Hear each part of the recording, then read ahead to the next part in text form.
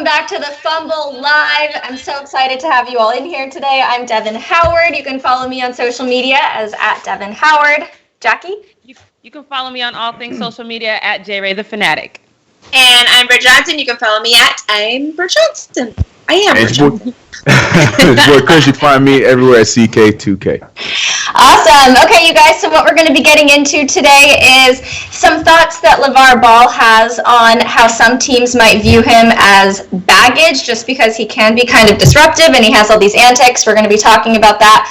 We're also going to be talking about the NBA salaries and if they end up taking a 25% pay cut should the season be canceled altogether, what that means for the athletes who got their money up front, because there are a few top players who did get that.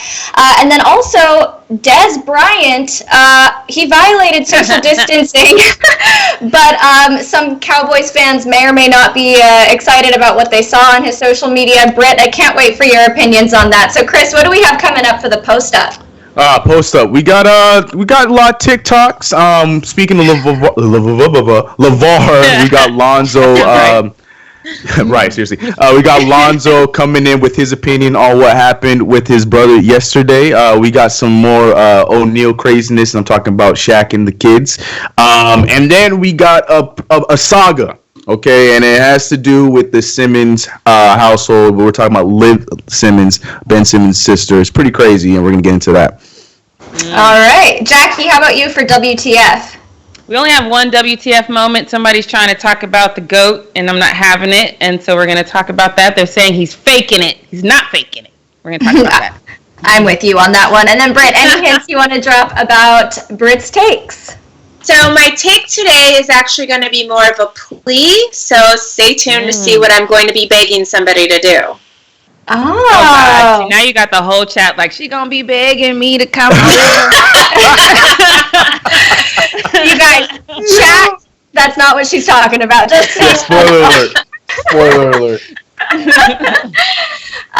So yeah, Jackie, yesterday I took your WTF segment and we didn't get to hear your thoughts on it, but it was about how, I know you already know about this, but I think it was a Formula One or a NASCAR driver, now I can't remember, a NASCAR executive. Yeah, said that all of these athletes should be not quarantined together. They should just get together and give each other the coronavirus so that they can build immunity. So since we didn't get to hear your takes on your own segment yesterday, fill me in on your thoughts on that whole thing.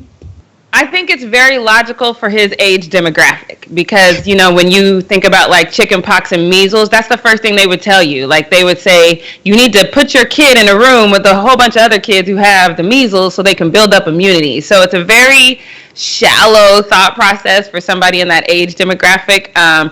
My mom, for example, was terrified because I never got the measles or chickenpox, so she is convinced right this second that I need to stay in the house because I have no immunity to anything. So she thinks that I'm just going to die at any second. So she is definitely like one of those people that kind of thinks like that. And I was talking to my grandfather about it, and he was like, well, it's not illogical because that's how your body builds up immunity is fighting stuff off. So it's definitely that demographic that thinks, you know, this is what you should do. I thought it was super cute though because he really in his head was trying. Like he was like, let me think of a way I can help. I have an idea. I thought it was cute.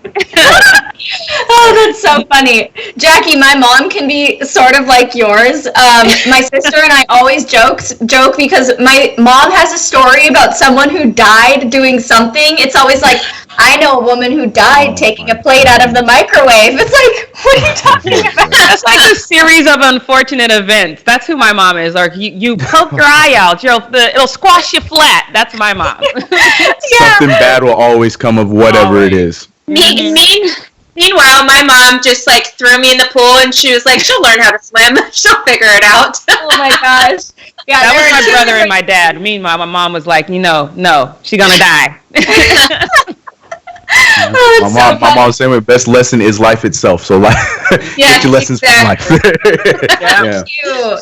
I hope our moms are all watching this right now. They're going to be so happy that we're talking about that. Mine probably is. My mom is going to be like, why are you talking about me? Like, no, my mom talking about me like that. My mom lives in Revelation, so like everything is the end of the world. This is the same J.R. Smith mama, right? Yeah, kind of. All right. Just making sure. All right. Yep. This is the J.R. Smith. It's late, mama. Everything. Right. Late, mama. Okay. But I love you, mama. Oh, so cute. Okay, and also before we jump in, I see Anthony in here who's asking about my neck, and I really appreciate that he's concerned. I bought this little thing off Amazon. It's like a rolly ball, and I sanitized it very well. Don't you worry. But it's been actually super helpful. So if any of you have neck tension, look up like massage roller thing. This is good. I promise you, if you look up massage roller thing, something else entirely is going to pop up. So you might want to give them the specific name of what that is. Yeah. Okay, I'll have to look up the name and I'll tell you guys in a future episode because I think I just Googled like rollerball, or I think I looked up TMJ rollerball because people use it for their jaws if they have TMJ. I have You were really specific, bad that's smart. TMJ. You would really benefit from this, I think. Yeah, you should check it out. It's been really helpful, and I'm feeling better. So thank you for asking, Anthony. And now, let's jump into Need to Know News, you guys. Before you do that, I'm not going to let you just skate by. Can somebody sponsor Devin? Devin's out here just throwing all these brands this love, and nobody's throwing a sponsor on my girl's way. Somebody sponsor Devin, all right? I'll We'll take find it. this company, all right? Yes. Hey, go ahead. Thanks, Chris. I appreciate that. Yes. Okay, so let's talk about Lavar Ball. So we've heard about different NBA scouts being hesitant about drafting LaMelo because of Lavar's big personality and his outspoken nature. But he says that he shouldn't be considered baggage. So he appeared on Pardon My Take and said, quote, "No, I couldn't be baggage. But here's the thing. If you don't take my son based on how you feel about me, he ain't supposed to be there anyway. I'm not on the court. People like to make the narrative. People like to make the narrative, oh, he put pressure on them. No. My sons wouldn't be where they're at without me." So I think that was actually a pretty insightful statement from him for him to say, you know, it's my sons who are playing. It's not me. So I shouldn't really impact the way you feel about my kids and how they might fit in on your team. He also went on the radio show The Ticket and said something similar about his impact on LaMelo's draft stock. He said, "I don't have any real issues, and I don't think I'm naive because I've been in the league a long time. I've had some big-time stars with parents who care about their son, and there may be a little helicopter parenting, but that really has not affected the NBA, so I'm not concerned about that with any parent." And we've heard that the Pistons are still interested in LaMelo, so LaVar is not impacting their opinion of him in any way at all. But I want to know what you guys think, because we know that LaVar can be I feel bad saying this, but he can be kind of a nuisance. So, Britt, do you feel that LaVar should be considered baggage? Do you think that that's a good reason for teams to be hesitant to sign any of the Ball brothers? Well, like we were talking about yesterday, besides, possibly the Warriors, I don't really think any other team's going to have an issue with drafting LaMelo. And like we also talked about yesterday, they're going to pick talent over anything. So if, time comes and they feel like he's the most talented guy to take, they're going to take him regardless, like of who the dad is or whatever the case is. It didn't negatively affect Lonzo's career, so I don't see why it's going to affect LaMelo's in any way differently, especially considering LaMelo, I think, is a better player than Lonzo was when he came out. Well, so here's what I'm thinking. I think that sometimes it can be hard to take the Ball brothers seriously when they have LaVar just like shouting at any microphone that's handed to him. So, Jackie, do you feel that he has a tendency to start unnecessary drama that really could negatively impact LaMelo's career, Lonzo's career, anyone in his family's career? So I always tend to play both sides of the fence when it comes to LaVar, because I do think that he talks way too much, but at the same time, we probably wouldn't, outside of Lonzo, we probably wouldn't do as much research on the other Ball brothers as we do because of LaVar. So he is right. What he says does get us to listen. It does get us to take notice. But on the flip side, we were talking about Lonzo as the most anticipated rookie of all time, which I knew was going to fall flat, and it did. And so now you have this situation where I think Lonzo on his own right, first of all, I think he could have benefited from another year of college, but that's a whole other thing. But now you have this athlete who is good, but he definitely needs time to develop. But then when you have LaVar yelling that this person is the second coming of Jesus in an NBA outfit, then now you have your expectations are higher. And so while I don't think that he impacts their stock value per se, I do think that he impacts a team's willingness to give them second chances when they're not up to par immediately. Okay, well, what about this whole statement that he said that he is pretty much responsible for his son's success? Chris, do you have any thoughts on that? First off, my stance is always going to stay the same when it comes to LaVar Ball. I don't feel like he is any type of baggage. I can see why people think that. I don't see that at all. We just heard, like you said earlier, one executive say that dealt with a lot of players in this league, a lot of loudmouths, and never really affected the players themselves. As far as him saying that they wouldn't be here without him, there's truth to that. So I mean, yeah, I hear it. I hear what he's saying. I know it's going to sound ignorant because he's saying it like LaVar Ball does, but I mean, just like any of these hoopers that you'll hear any of them talk about their stories, always comes down to a parent or some situation from a parent that pushed them to go after the dream that they want to go after. So I believe that LaVar Ball is a big factor to them playing basketball the way that they play now. It sounds ignorant, but there's truth in it. So yeah, I have a quick question though, Chris. I mean, because I agree with you 100%. I agree that LaVar Ball is single-handedly responsible for them, but we've heard them kind of drop nuggets along the way that they never even had an option to do anything other than basketball. And I think that's where a lot of people develop a negative opinion about LaVar, because you want your kids to succeed, but don't you want them to exceed in something that they want to do versus the vision that you have for them? But they've also, I mean, Lonzo in the same podcast where he was talking about the shoe over the summer league, he was with Josh Hart. He was saying that he grew up playing baseball and stuff like that, but he just didn't enjoy him the way that he enjoyed basketball. I mean, yeah, obviously his dad's probably pushing down on him too, but I feel like they went hand in hand with that. Like, you know, he tried other stuff, didn't like it. Jello played football, wasn't big on it. So I don't entirely think that this is a situation of, you know, like a Jackson 5 kind of thing. Right. That was forcing them to do that one and only thing. Because they all did say they all played other sports, but they didn't attach to it like basketball. And I think that if any of the Ball brothers decided to pursue professional football or professional hockey because they were interested in that or whatever, baseball, I think that LaVar would have been just as passionate standing behind them and talking to every MLB. Well, LaVar played football, you know, like he supposedly thinks he was like in the leagues forever. That was probably the sport he was better at. But he played because he only scored 2 points otherwise. Right. So yeah, he probably was better at football. I think that, I don't know, LaVar is just such a polarizing person, and I think ultimately I respect that he has his kids' best interest in mind, but I wouldn't necessarily blame a team for being worried about the negative publicity that he could take to them. I think that at the end of the day, though, LaVar would probably shut up. Like, if it came down to it and a team came to him and it's like, look, we're not going to take your kid unless you dial it back a little bit. I think he would dial it back in a very LaVar way. I think he would still appear places, but maybe he wouldn't just be so demonstrative in the things that he says. He's already proven he's done that, you know? Exactly. This season's a perfect example. Last year, you know? Yep. Yep, that's true. And now we see that LaMelo bought that NBL team, the Illawarra Hawks, and it seems like he's done that without LaVar's involvement at all, which is kind of refreshing. Let's move on into our next need-to-know news story about the NBA salaries. So a long time ago, NBA players got paid every other week during regular season, but the standard contract now calls for players to get paid over 12 months, giving them, you know, a cash flow all year long. But there are a handful of big-name players who get their money up front. The CBA allows players to get a chunk of their money in advance and then get the rest over a 12-check 6-month span.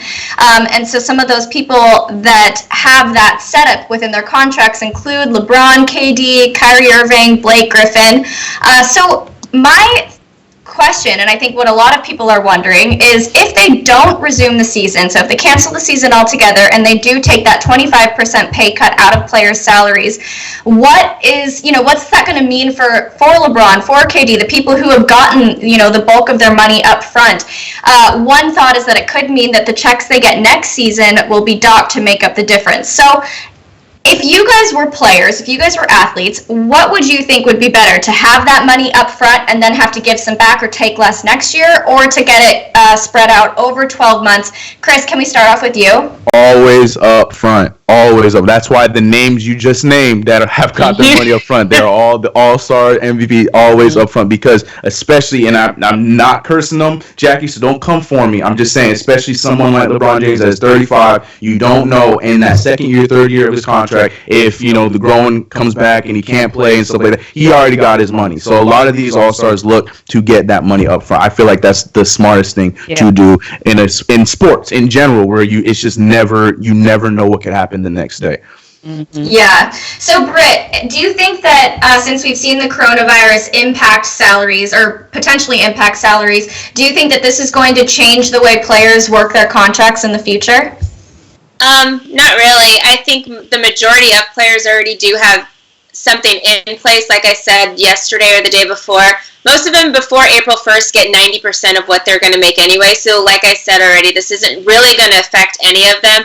All of the NBA contracts are guaranteed contracts. Like, I doubt we have another huge pandemic that ever happens in our lifetime. Like, I hope not. But I don't think this is going to be a huge thing, because I think most of the people have already gotten the majority of their money. So whatever the 25% drop is not really going to affect them that much. It's going to be off of a small portion of their salary anyway. So I don't think they do huge things to try to change stuff around. Most NBA players do stuff as is anyway. They already, obviously the top guys can get all their money at the very beginning. Most of them get it spread out to where they get their chunks at certain times, because maybe they don't know how to balance their money yet, or whatever the case is. Obviously, if you're a huge player and you're investing and stuff like that, it's better to have your money up front, because then you can use that money to buy or make more money off of.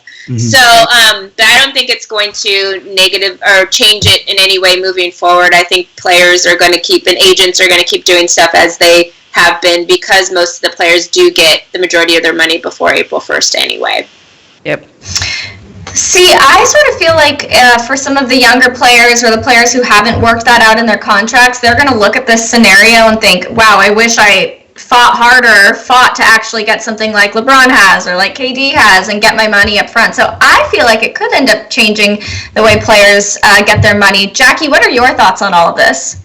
I don't think the younger players have developed that kind of clout yet. You have to get that name before you can start asking, demanding things on your contract. Right now, you take what we give you. And, like a lot of these guys, I think it's beneficial that they don't get their money up front, because we know, like Britt said, they probably, we've heard of people spending $5,000 a week at Cheesecake Factory. You do not need all your money up front, because you will be broke in a week. So I think that this is, the young people who are upset about this and we're like, oh, I think I should. No, you shouldn't. Just go, have several seats and just be calm. You're okay. Yeah. And even they have stuff in place because there are guys that are coming. Zion came into the league at 18 years old. There's really young guys coming into the league and trying to balance that kind of money. And I'm not quite sure the NBA's protocol for this, but the NFL used to have something like this. They actually got rid of it in the last 5 years. But the NFL used to have something where players would actually live off of their interest of their money. So they would have their money set and placed into some kind of fund, and they would only get checks off of the interest of the money. So I remember interviewing this one big linebacker guy one time, and he had said his whole entire NFL career he never actually spent any of his NFL money, because he was living off the interest of it the whole time, and that was a program that the NFL had put in place to make sure players, that didn't know how to invest or didn't know how to do certain things weren't just spending their money willy-nilly and then bankrupt 3 years after they are finished playing, which is actually what happens a lot of times. So, I don't know if the NBA has something like that, but the people need their money spread, especially when you're a 22, 18-year-old that is literally getting millions and millions of dollars. It makes no sense to give a kid like that kind of money up front, so he then in turn ruins his own self and something bad happens. I think that's just irresponsible for an agent to do something like that, or for a franchise to do something like that. Agreed. I'm looking at the chat right now, and it seems like a lot of people feel the same way, that spreading your money out is a smarter option to be more financially stable and to not blow it on, like Jackie says, $500 a week at Cheesecake Factory. I don't know who would ever do that. 5,000. The best part is the bread, and that's free, guys. Come right, on. I know, right? What you doing? You can $10. Yeah, eat up a bunch of bread and just get a little pasta, a lunch pasta. Right? Seriously. Wasn't it Alvin Iverson that if it hadn't been for his agent doing some deal where a huge portion of his contract was set away, he'd be broke right now. Yes. So that was AI. You know, you just have to. But that's one guy. There's countless more stories of people who right now have a regular job at In-N-Out because they couldn't manage their money right, and it's unfortunate. And I think Britt said this a week or two ago, like a lot of these players, we don't know their situation. A lot of these players have other people that they're also taking care of once they get into this league. Like, you know, they have family members and this and that, you know, they're making sure that they're taken care of. So, yeah, if they get all that up front, they might be broke because they're making sure that because a lot of these guys are just family first, and that's just how they are because they're coming from nothing and going into this, so they're making sure that everybody else eats too. But then, hood, right? And then right, and then they gonna be 18 and broke and in their rookie season still, so they gotta make sure that this thing's spread out. Which is why these, I mean, for the most part of it, the league is kind of set up to where it's a market value, so people don't necessarily need agents really to work out huge differences in like how much you're going to make. It's how you're going to get paid and like in what span you're going to get paid and what your incentives and stuff are. That's really what agents are for, because we all know certain things are market value. That's why we have, especially in the NFL, like franchise tags and stuff like that. We know the just of what players are going to make based off of the market. So agents are really there to just kind of be that extra helping hand to make sure you don't spend all your money up front, or make sure you're not signing your life away for the next 15 years or something like that. So the agents, it's their responsibility to make sure players aren't doing that. That's why they only give it those opportunities and those different things to guys like LeBron, who have already been at that point where they can invest and they know what to do with their money and whatever the case is. Yep. Yeah. All right, well, let's get into our final Need to Know News update. So, Dez tweeted about a workout with Cowboys quarterback Dak Prescott. He also tweeted a photo from the workout, and they are definitely not 6 feet apart. But we're not going to focus too much on how they just completely breached social distancing protocol. Do you think that this says anything about his future with the team? I mean, he hasn't played in the NFL since 2017, right? Yeah. Or he was signed. He was released from the Cowboys at the end of 2018. Suffered an injury after signing with the Saints. So, okay, Britt, we have to start with you. I know you're a big Cowboys fan. What do you think about this? Yeah. So he was released at in April of 2018, and then he signed with the Saints mid-season, but then never played because of his injury. So he hasn't played since 2017. But I obviously am so excited. I wore specifically today my Dez Bryant jersey. I don't have a lot of. I'm not a big jersey person when it comes to football jerseys or basketball jerseys because I think they don't look good on me. So, but I have a Dez jersey. Dez is one of my favorite players, obviously. And Michael Irvin was one of my favorite players too, and Michael calls Dez his son. Especially with the Cowboys, obviously I talked about yesterday in Britt's takes, signing Aldon Smith, who hasn't played since 2015. Why not sign Dez Bryant? They're actually a year apart. They're the same age, and Dez has done a lot more since then than Aldon Smith has. So why not sign Dez? Obviously, even when he signed with the Saints before he had gotten injured, I think that was only a $1.25 million deal for one season. So if you're not taking a lot out, and I don't think Dez has made tons of money. His old contract, I think, was for $75 million. He's made a ton of money in the league and with sponsorships and stuff that he's had in the past. So, I don't think he's really doing it for any kind of money. I think he's doing it for football. If anybody is a Cowboys fan or a sports fan in general, we know Dez has that passion, same that Odell has, which sometimes can be taken for having been in his feelings too much. But Dez is super passionate about football, and I think he just wants to get out there and play again. When he works, he's a workhorse. Obviously the 2017 season was probably one of his worst seasons he's ever had.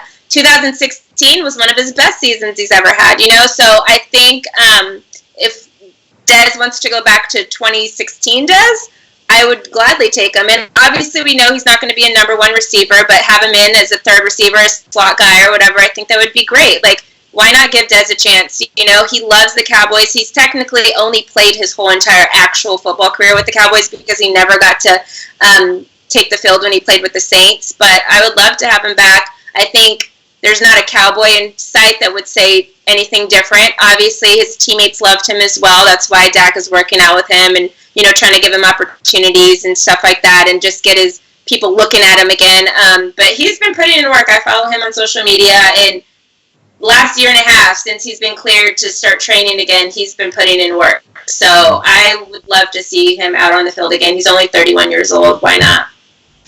So online, the reactions to these tweets that he posted it was a mix. There were people who were super excited to see them working out together, but then there were people who were just being savage about the social distancing. I do have to say, not the smartest move to post a picture with your arms around like 6 other people during this climate. But again, I don't want to focus on that too much. I just had to mention that. So Jackie, can you fill me in on your thoughts about this update? Would you like to see him go to the Cowboys?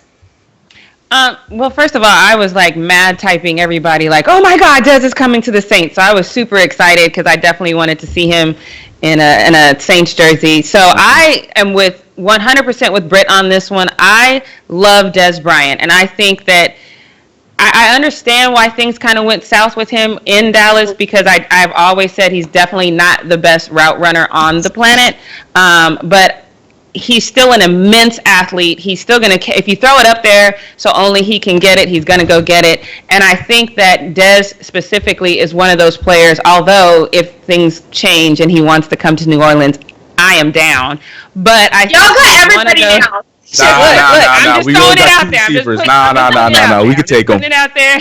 I knew I wasn't gonna get through that whole sentence without Britt. I'm with you. No, go ahead. I'm with you. I got you. We only got 2 receivers. I'll take that third. It's okay. Right? I mean, so look, if it doesn't happen in Dallas, you know, I will come help you move to New Orleans. I promise. But he's one of those players that I think it would be so dope to see him get back to Dallas and finish his career in Dallas, because regardless if he ends up going to another team, Dez Bryant is a Dallas Cowboy. He is one of those players that he loves that franchise, and that fan base loves him, and Dak loves him. Jason Garrett, although he should be fired, loves him.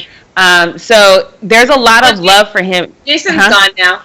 Well, yeah, Jason's gone, but I'm just saying, like, he should have been fired a long time ago. And I think that's part of, a friend of mine and I were talking, and he, as soon as Jason was done, he was like, does this mean Dez comes back? And I'm like, Jason freaking loved Dez. Why would you think that would be a caveat? I don't know, but he reported on the Cowboys, so maybe he knows something I don't. But long story short is I think that this is going to be a Cinderella story that everybody, no matter who your team is, you are going to love to see, because I think just seeing Dez in that Cowboys jersey going up, and please do some amazing catch that makes Odell feel.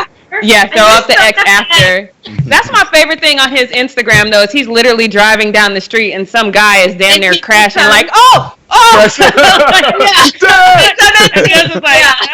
Okay, just drive. But because people love him. All of us love him, and I definitely want to see him in a Dallas jersey. I want to see that one crazy Odell Beckham-like catch that everybody's like, oh, yeah, that rivalry is back. It'll be dope. I want to see it. Yeah. So, okay, Chris, before we wrap this up, which we need to do pretty soon, I just want to hear your thoughts. Were you hoping that he would go to the Saints as well, or are you for him ending up with the Cowboys? No, I mean, which one? Now Cowboys. But at the time when we got him, I was hyped. I was even on board, like, it's fine. Just add a little something to the deal. We'll wait till he comes back from the injury. It's fine. We'll wait. We're patient. We got other receivers that we can work out until he's ready to come back. But no, I agree with everything Jackie said. It would make so much sense, and it would be so cool to see that. And like Britt said, it's exactly like Alden Smith, where it's really just higher reward and low risk, because he's here for football. He wants to play again. He wants to prove that he can still play, because that was the thing right before he got cut. Everybody was dogging his name, saying he lost his touch. He can't catch no more. He ain't the Dez of old, blah, blah, blah, blah. And then he got cut.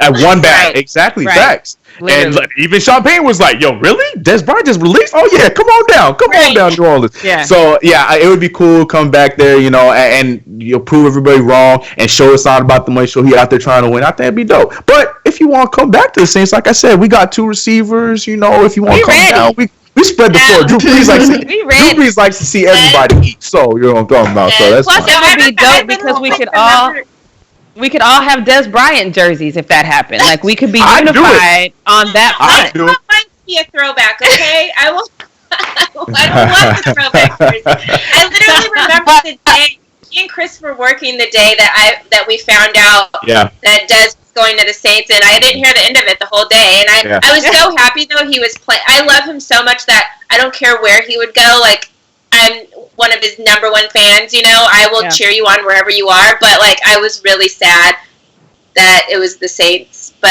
because he was just in my ear all day. Yeah. I think that's how we all feel about Dez, though. No matter what team you like, you want to see Dez play. Period. Yeah. And I just think that's a beautiful thing about who he is as an athlete. It's fun. He was fun. Yeah. Yeah, I mean, everybody is supporting him. Everybody wants to see him succeed. So hopefully for all of you Cowboys fans, these tweets and photos are a sign of what's to come in the future. We'll find out. But for now, that wraps up Need to Know News. So Chris, I'm handing it over to you. All right. I just want to get my boy Munty real quick. He said, CK2K and Jackie, y'all Saints be signing everybody. Let the rest of the league get in on the action. Munty, I tell you this.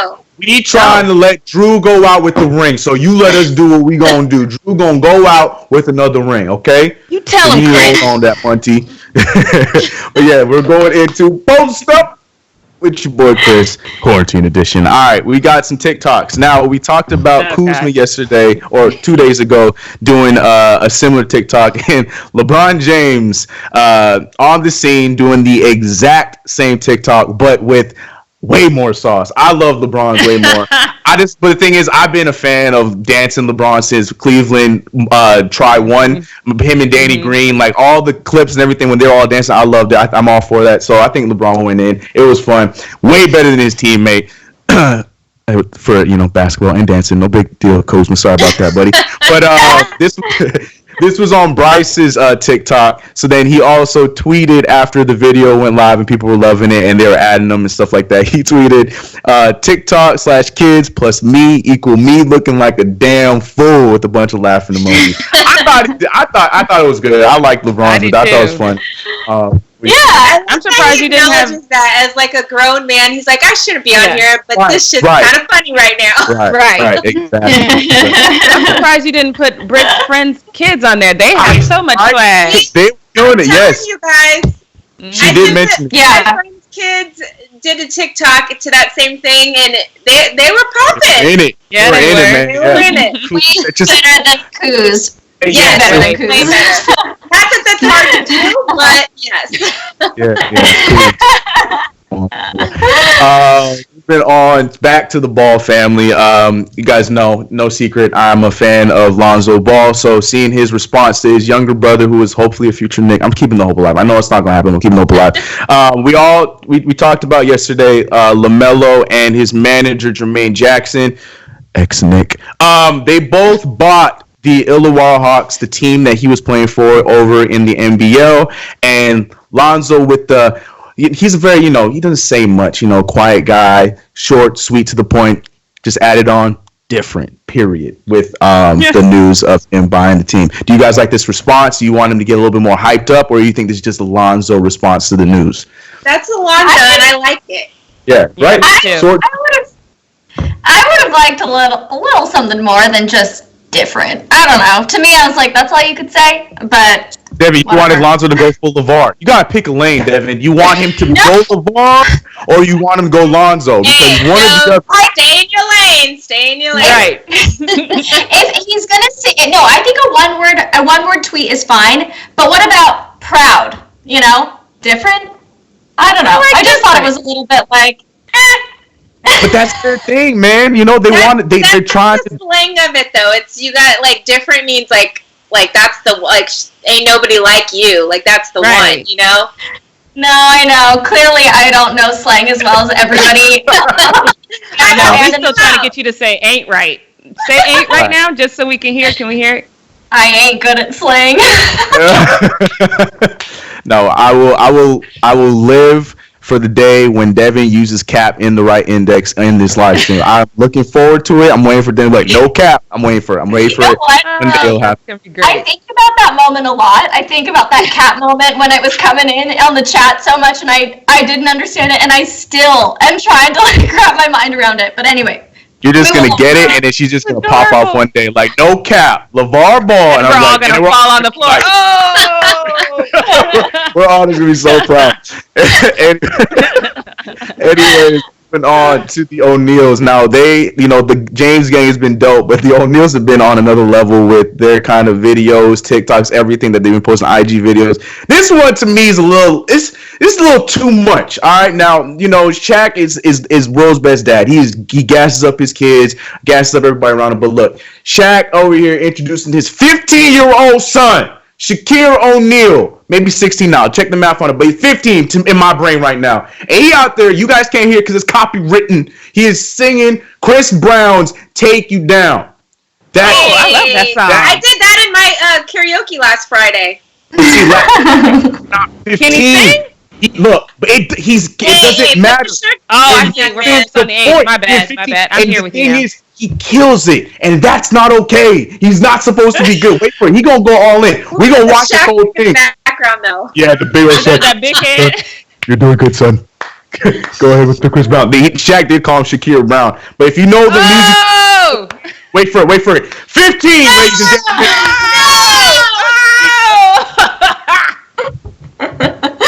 No. I wasn't ready. You could have warned me. I wasn't ready. I tried, Jackie. I was trying to warn you. 15. And Lil Shaquille out here too. And that's the thing. He killed it. And he's not supposed to be 15 years old killing that bass. Come on, man. The O'Neals are wilding out, man. Yeah, I don't have any. And now you just gave your 15-year-old a bunch of new groupies. Yeah. For that, like, yet. Man. I don't want to have him having no 16-year-old baby. You know what I mean? Like, come on, don't do that. You know his mama's like, oh, you can't go over your daddy's house. No, right. no. Back over here, boy. Come on. Oh, man. There you go. So enjoy that one, internet. On to the next one. This one's adorable. This little girl, she is 3 years old. She can name, they didn't name the entire roster, but it doesn't matter because they named the majority of the 76ers roster, and she killed it. She did a good job. Listen to her here. Joel, Ben, Simmons, Tobias, Harris, Al, Josh, Richardson, Matisse, Five, Michael, Scott, Shake, Milton, Furkan, Corkmont, Alex,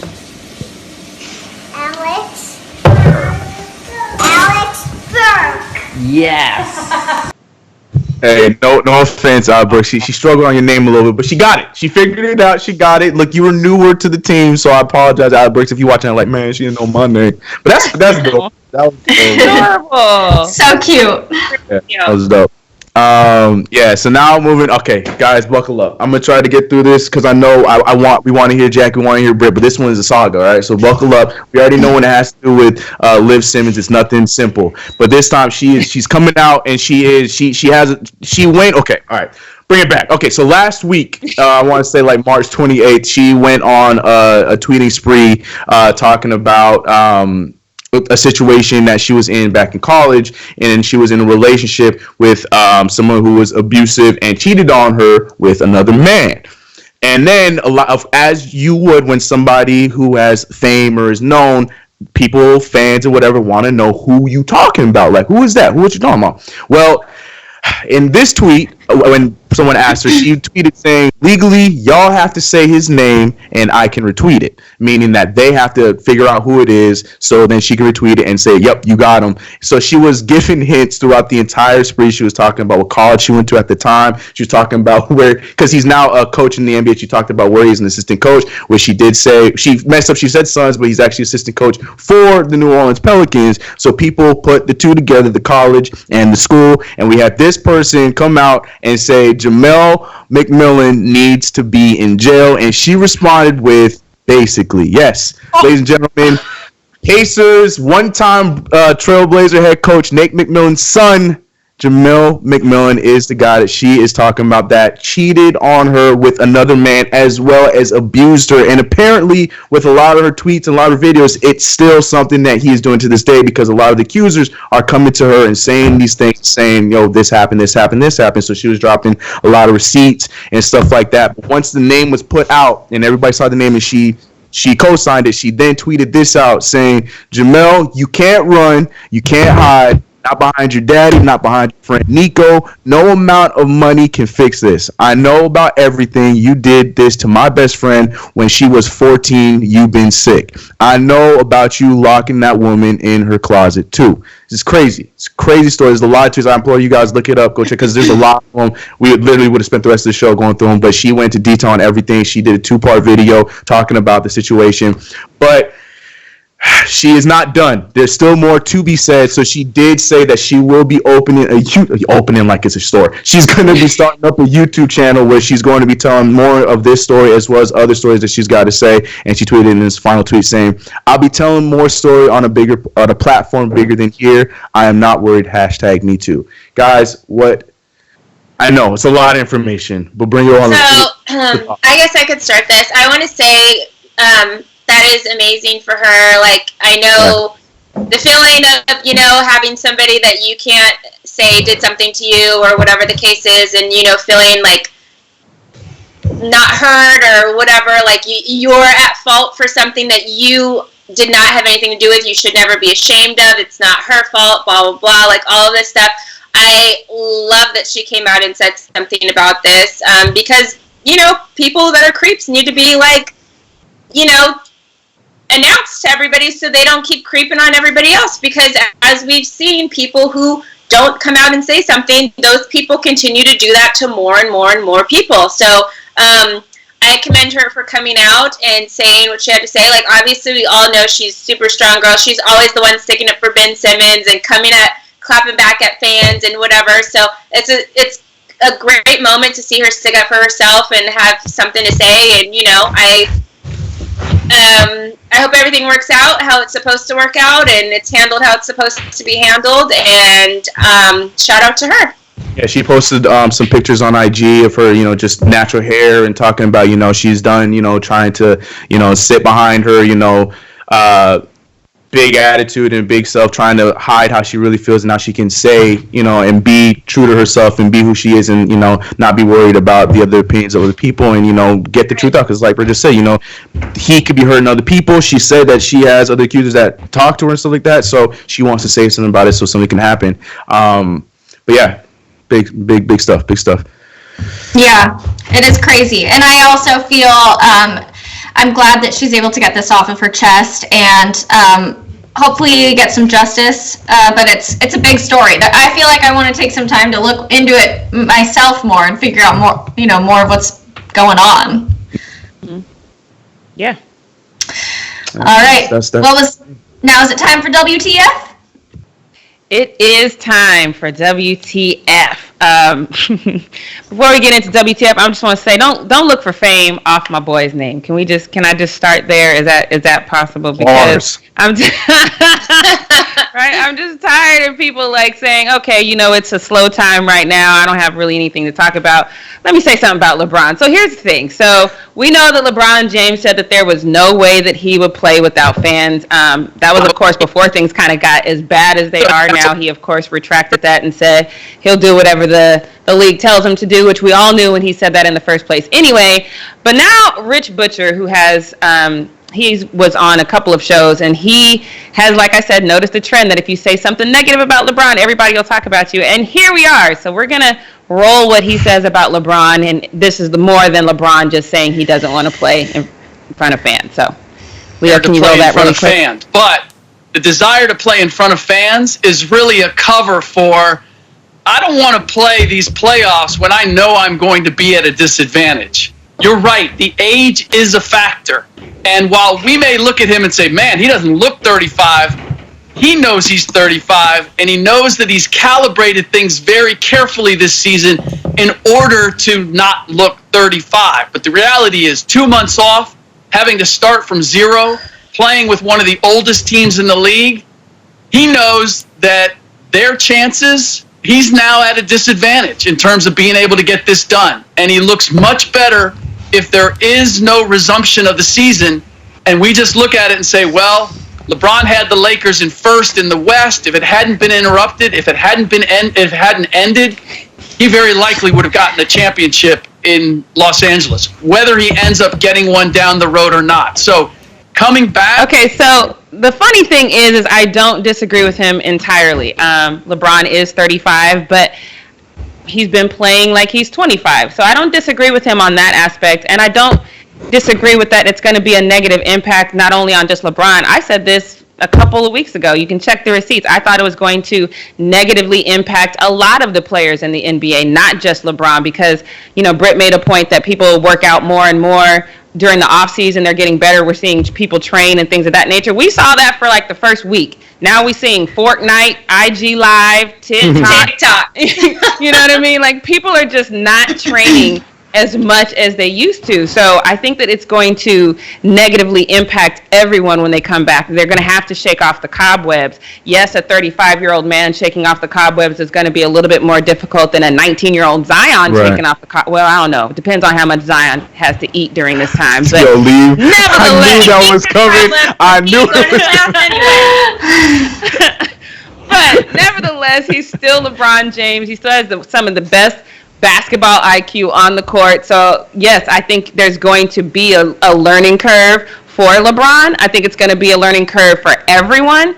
But at the end of the day, I still think he's LeBron, and I still think he bounces back from it decently. I mean, I would love to see how everyone bounces back from this, but I definitely think LeBron will bounce back in LeBron's way. But one thing he did say is LeBron is very calculated. So LeBron definitely calculated his fitness to get him through this season. That is a factual statement.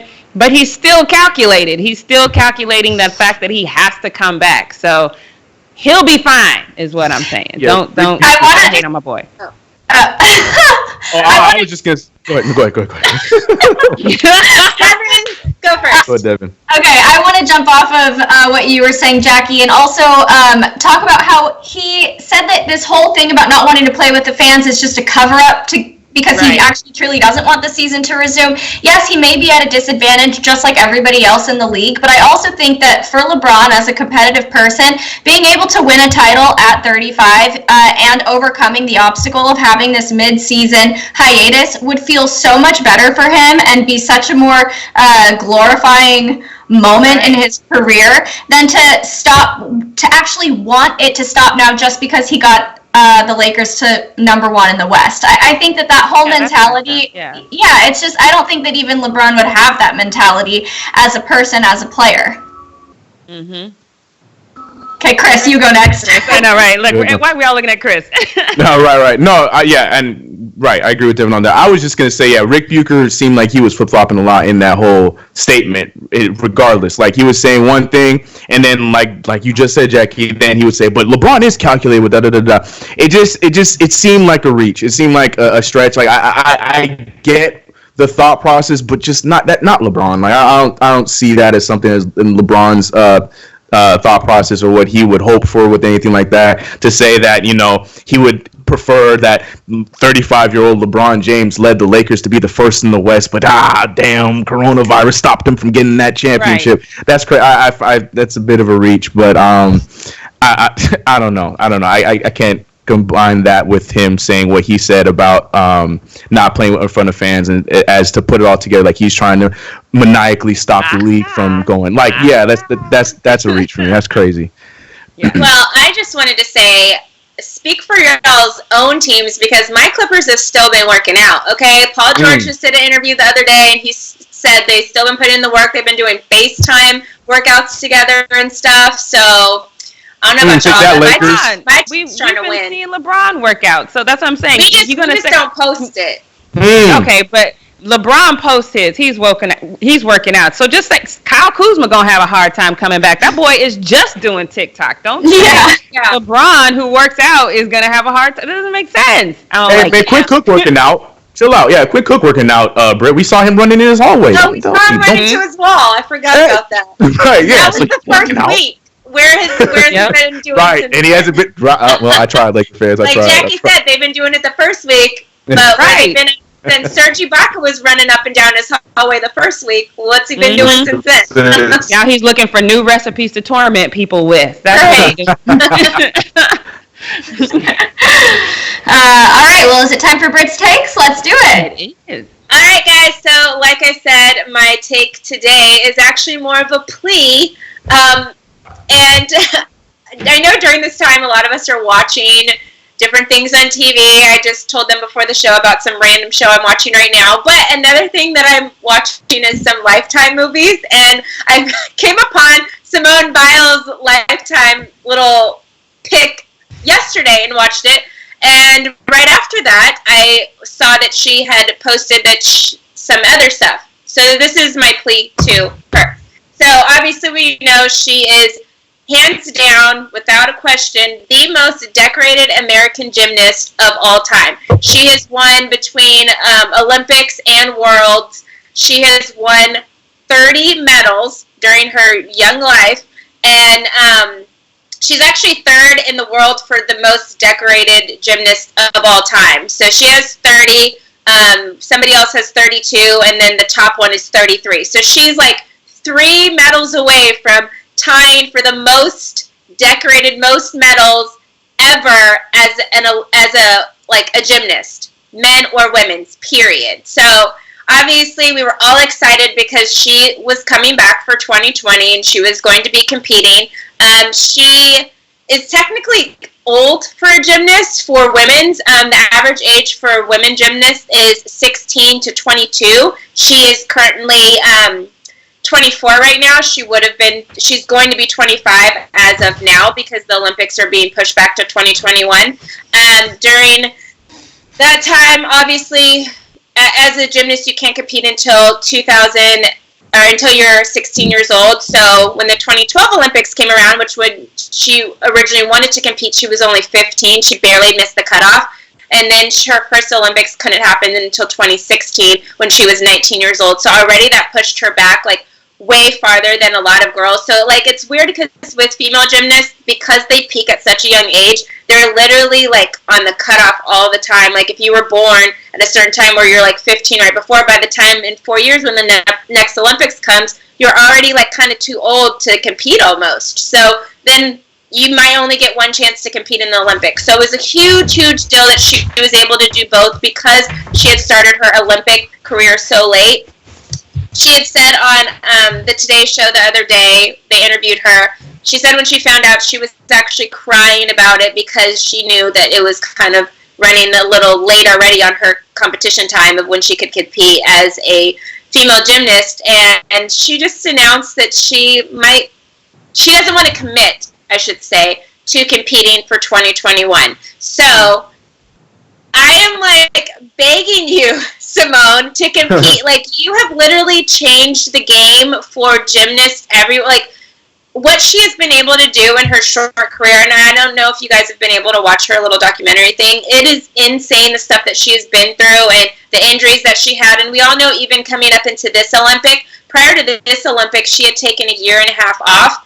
And when she came back, she literally hit the ground running and killed it, won more Worlds again in 2019. As we all know, she killed it in Worlds, winning a bunch of gold medals in that. So to then come to this moment, 2020, where she's worked so hard to get back to this point and have it pushed back a year. And she said not only for her, but for all the gymnasts, especially the ones that we were talking about Lolo Jones previously, about her being a little older and not being able to compete and having to push back is kind of really weighing on their bodies.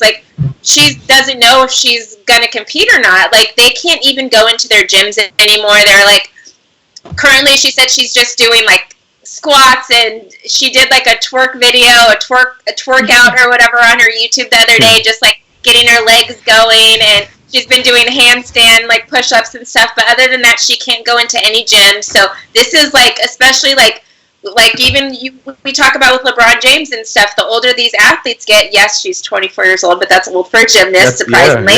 But the older these athletes get, it's just harder for them to bounce back. And she had worked extremely hard to even come back for 2020. So I really am begging you, Simone, like, come back and break that world record to be the most medals ever for not only a gymnast, but she's a female, and she would take the title for men's and women's across the board. Like, we need this, girl. Like, come on, come back one more year. I'm begging you. Like, you won't regret it. I know you're going to come back and kill it just like you did in the 2019 World Competition. Like, I'm begging you. I really want to see her come back. I get how much it is on your body and whatever. I can't even do a back bend anymore. I used to be able to do back handsprings up and down the block. And I want you to come back. I need you, girl. Because not only are you proving that you are the greatest, but you're proving that you can do that technically late in your career, which is amazing. Yeah. And like you guys said, the glorification of LeBron James, if he does get championships at that age, that's like the same thing with her doing this. But she would take this to a level where we've never seen happen in gymnastics history. Yeah. I don't know about you guys, but when I watch Summer Olympics, I just watch gymnastics and sprinting. Like, that's all I really care about. Mm-hmm. So, like, I love her so much, and I would be so devastated if she decided not to compete next year. What do you guys think? Do you think if she had, because I agree with you 100%. Like, I would be heartbroken because that was the main thing I was looking forward to. So to have that taken away, but at the same time, I know what that feels like. What you feel like when your body is, you're like, okay, this is it, and then it's not, and now you're like, okay, is that it? Because I was ready for this to be it, especially with the amount of training that she has to put in. Yeah. And I just wonder if it would be easier for her to say, yes, I'm going to go ahead and wait this year. If she could do more, like if she had a facility that she could just walk into from her home versus being confined and not having the same ability to train. And, you know, because we talk about these basketball players and they technically can still work out, even though a lot of them aren't, they technically still can, but that's not the same for her. That's a whole different facility that she would have to go to. So I wonder if she just had access to that. And I wonder if we can get her access, if that's what she needs. Somebody who has a gym, open up your gym, just give her the key, and let her go in there, and work by herself. She'll be fine. Right. Seriously. I'm with you. I would like to see her compete. Gymnastics is my favorite Olympic sport as well. It's so much fun to watch, and they're so talented, especially, you know, she is just phenomenal. And yeah, like you were saying, I think to be able to compete at 25, you know, older than most of the other gymnasts, I mean, to be able to compete and to get third, second, first place would be such an honor. And I think it would inspire a lot of gymnasts everywhere. So I'm with you. I'd love to see her get back in and not withdraw from the Olympics. Also, before we jump to anyone else's thought, I just want to call out the 2 super chats that we got. We have someone whose username is Lavar Baldhead. He gave us $1.99. And then Dope Fresh gave us $2.99. So thank you guys so much. Wanted to give you your 15 minutes of fame on the live. But yeah, that's my thoughts on that. Yeah, I just wanted to mention too, Simone, there was actually a lady, I think it was the 2012 Olympics, that qualified for the Olympics at 41 years old for a gymnast. So if she can do it, we know you can. You a robot, you the GOAT, girl. Yeah, she didn't medal in anything, but she qualified for the Olympics at 41 years old. Yeah, she did it harder to qualify. Yeah. Right. Yeah, so, girl, Simone, girl. You can do it, Simone. Look, now I'm all like, yes. Yeah, I know, right? Simone better come back fan club. Right. Man. All right, you guys. Well, that wraps up the live show for today. Thanks so much for tuning in. We have the Weekend Zone coming out this weekend, and we'll be back on Monday morning, 11 a.m. Pacific Standard Time with more sports news. Tune in, tell your friends, subscribe, and we'll see you later. Bye.